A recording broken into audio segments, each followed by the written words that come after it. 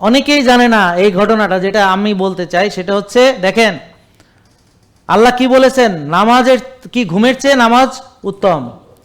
আর বিজ্ঞানীরা অনেক গবেষণা করে দেখেছেন যে খুজু এটা হলো ডিপ মেডিটেশন, মানে ফুল ফোকাস, কোনো চিন্তা ভাবনা, একমাত্র আল্লাহ এবং আপনি তার সঙ্গে কথোপকথন, সেজদায় গিয়ে তার সঙ্গে আলাপচারিতা, সরাসরি সাক্ষাৎ, মেরাজ, এইটাই হচ্ছে খুজু।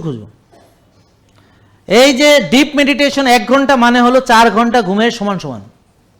তার মানে আপনি ওখানে যে তাহাজ্জুদ আদায় করছেন অলরেডি সঠিকভাবে সেটা করতে পারলে 4 ঘন্টা ঘুম হয়ে গেছে। এটা হলো আল্লাহর রহমত। এই জন্য অনেকেই দেখবেন, আমি অনেক আলেমকে বা যাদের ইসলামিক মাইন্ডেড কাউকে দেখেছি, তাদের ঘুম হিসাবে কাগজে কলমে হিসাবে 6 ঘন্টাও হয় না, কিন্তু তারা 8 ঘন্টা ঘুমের চেয়ে ভালো উপকার তাদের ভিতরে আসছে। কেন?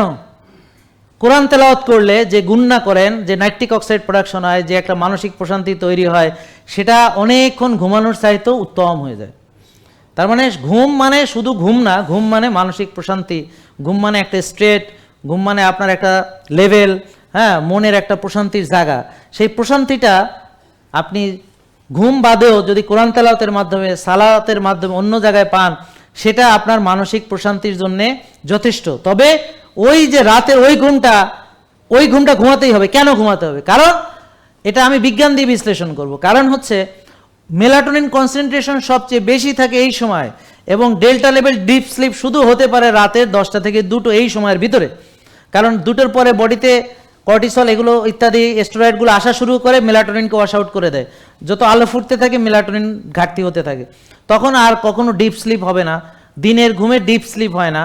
তো ওখানে থেটা পর্যন্ত যেতে পারবেন, ডেল্টাতে যেতে পারবেন না। তাহলে ডেল্টা স্লিপ শুধুমাত্র হয় এই সময়টায়।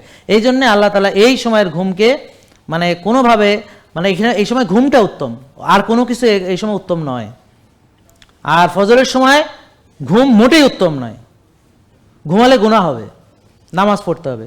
আর তাহাজ্জুদের সময় এটা হলো এই যে ট্রানজিশনাল পিরিয়ড, এখানে আপনাকে সুযোগ আছে, কখনো যদি মনে হয় একটু শরীরটা ভালো না, ভালো ঘুমানোর দরকার, তো ঘুমায় নেন, কোনো অসুবিধা নেই। কিন্তু যখন আপনি 8টা-9টা বাজে মানে সব কিছু কাজ গুটিয়ে মানে বিছানায় চলে যাবেন, শিওর থাকেন আল্লাহ তাআলা 3টা-3:30 আপনাকে ডাকবেন। যদি না ডাকেন, এটা হতে পারে না, অবশ্যই ডাকবেন। আর যদি না ডাকেন তাহলে বুঝবেন আপনি ঘুমের ওষুধ খেয়ে ঘুমাইছেন। জেকে লাইফস্টাইল, ওষুধ মুক্ত সুস্থ জীবন।